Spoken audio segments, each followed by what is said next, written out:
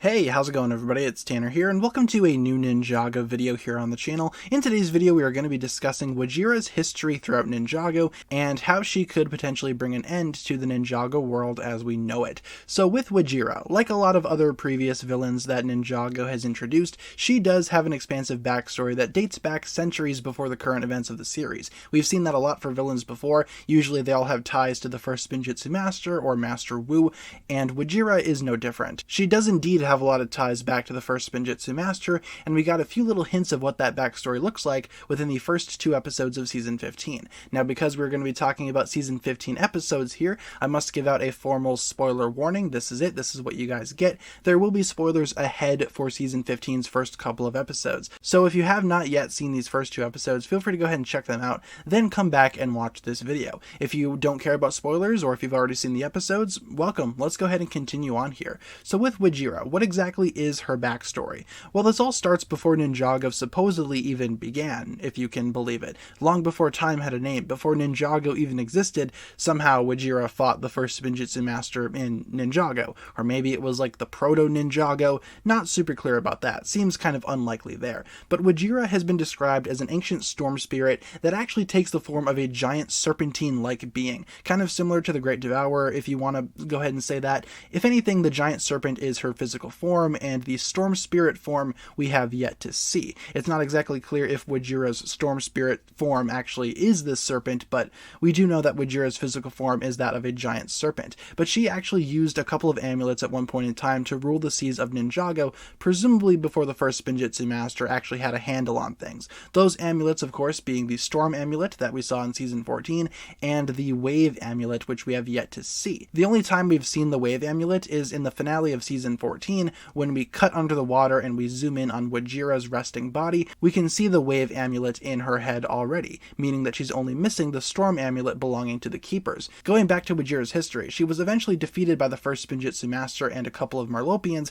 after one of them actually threw a trident at her head, knocking off one of the amulets and putting her into a deep sleep. The amulet was the Storm Amulet, the one that was knocked off, and that one was promptly given to the Keepers, otherwise known as Chief Mamatis and his crew, in order to guard on the Uncharted Island, for fear that Wojira could awaken again and wreak havoc on Ninjago once more. So it seems to me that Wojira needs both of these amulets in order to function. We can see in several flashbacks as well from Season 15, she does indeed have both amulets in her head. Towards the end of Season 14, when we last saw Wojira, she only had the one. So, kind of inconvenient to an extent. I mean, you took out one of the amulets, why not pry out the other one? You know, give her less of a chance of waking up. Because theoretically, she only needs the Storm Amulet in order to wake up and wreak havoc on Ninjago once more. Seems a little inconvenient, and it seems a little risky for the first Spinjitzu Master and the Merlopians to do that kind of stuff, but hey, whatever works, I suppose. Now, the Merlopians are a group of underwater, I guess, beings that we'll probably see more of throughout Season 15.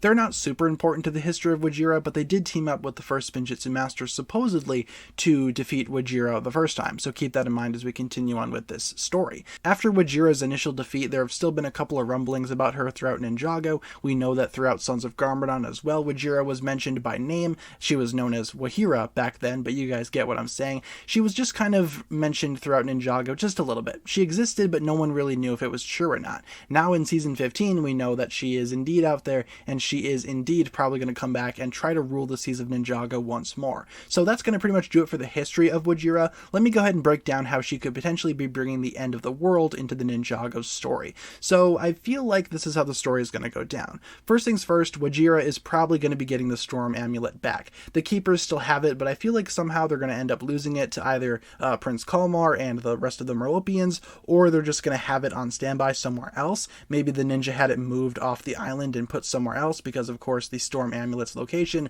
was kind of known at that point to people like Clutch Powers. Otherwise, the Keepers probably still have it. And because Wojira needs the Storm Amulet to, well, come back to life, I feel like it's definitely going to be taken away from the Keepers at some point. That either could have happened in between Seasons 14 and 15, or we're going to be seeing a scene in Season 15 in which the Keepers actually get it stolen from them. We're not super sure just yet. That episode has not come out as the time of recording this video, so just letting you guys know that. We don't really know how Wojira is going to be getting the Storm Amulet, but she's probably going to. Maybe Prince Kalmar steals it and successfully pops it back into her forehead, therefore awakening Wojira once again. After Wojira comes back to to life, she's probably going to want to rule the high seas again like she did back in the day. Wojira is a storm spirit, once again meaning that she has control over the elemental powers of wind and water. We kind of discussed previously how wind might have reverted back to her after Moro's demise. Maybe that's the new host that was kind of rumored to obtain the wind element. Maybe it just went back to Wojira. If that's the case, she would still need water. She has both of the amulets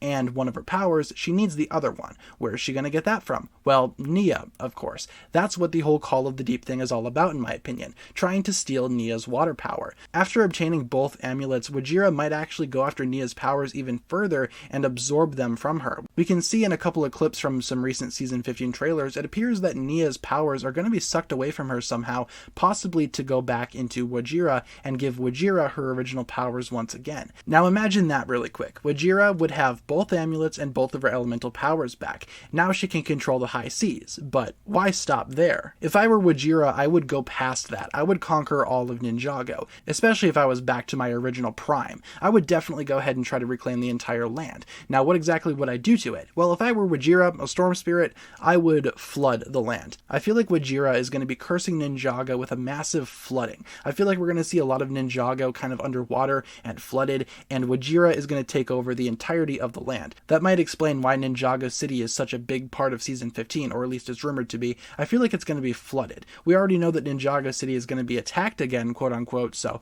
let's go ahead and flood the place. I feel like that would work out very well. It seems like an evil plan that a storm spirit would do. Flood the entirety of the world, that way the entire world is your ocean. Ninjago would be destroyed, and you would be back on top if, of course, you were Wojira. Now, I'm not quite sure what exactly is going to be going on in Season 15, but I feel like that's very likely. At least that's what I would do if I was Wojira. Now, how would they fix this? How would the ninja fix this problem? We already know that Nia's powers aren't really doing so well, but we also know that she might get a huge boost of power later on thanks to the leaking of a new minifigure which shows Nia kind of powered up in her, I guess, quote, NRG form. It's not her NRG form, but you get what I'm saying. It's kind of like a powered up version of herself. I've theorized in a couple of other videos that this could be a result of Nia obtaining the powers of Wojira, both wind and water. Maybe she somehow gets control of the amulets and absorbs them, and that's what creates this new form. Alternatively, for this theory, what if that power is a result of Nia absorbing a lot of the excess water that exists in Ninjago from Wojira's attack? If Nia absorbs a massive amount of water in order to rid Ninjago of the flooding, she could potentially overflow herself and turn into this new form. It might be a little bit painful at first. I imagine absorbing power probably isn't great for Nia, but just imagine Nia as a little sponge, kind of absorbing all of Ninjago's water, or at least the water that's not supposed to be there. That could very well turn her into this new form. She obtains a massive amount of her elemental power, could very well mutate her into this new water mermaid thing. At least that's what I'm thinking. That way she still has a lot of the powers of Wojira without having the powers of Wojira, if that makes sense. She can't control wind and water, but she can certainly control all of Wojira's excess water and use it against her. And I also feel like that's a very convenient way of bringing Nia's powers back to her, having her absorb the water. Maybe she learns a couple of new tips and tricks from Maya throughout the duration of the season, and in the finale she uses her newfound powers and abilities to absorb the excess flooding and save Ninjago that way. They could also kind of remake the original battle between the first Spinjitzu Master and Wojira and knock the amulets off her head once again, but this time seal them away in a very different spot where they can no longer be obtained by any sort of evil, and there you go. Nia has her powers back, even more so than what she had before, and Wojira is locked away. I really would like to see that happen. I feel like that's a good way to kind of, I guess, explore what Wojira is made out of and what Nia is made out of as well. I think it could definitely make for a very interesting story, but like I said, we have yet to see what goes on in the finale of Season 15.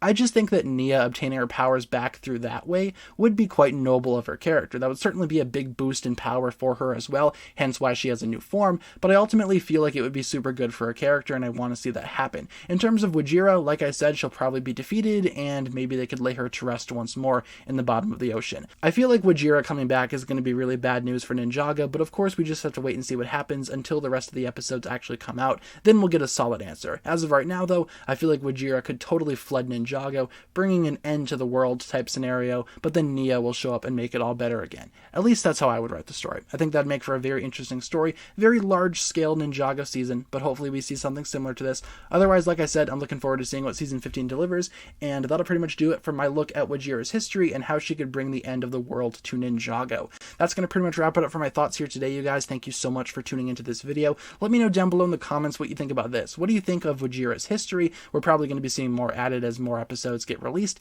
And what do you think about the idea of Wojira flooding Ninjago and Nia absorbing the water in order to save the land? Leave all your thoughts down below in the comments, and hopefully you enjoyed the video. I appreciate you guys checking out this one. Thanks a lot for watching, guys. If you enjoyed, feel free to like, comment, subscribe, do all that fun stuff, and check out the links down below in the description for my other forms of social media. As always, big shout out goes out to my Patreon supporters, including once again the marvelous Jan. Thank you guys so much for watching this video once again. My name is TannerFishies, and with that I bid you farewell.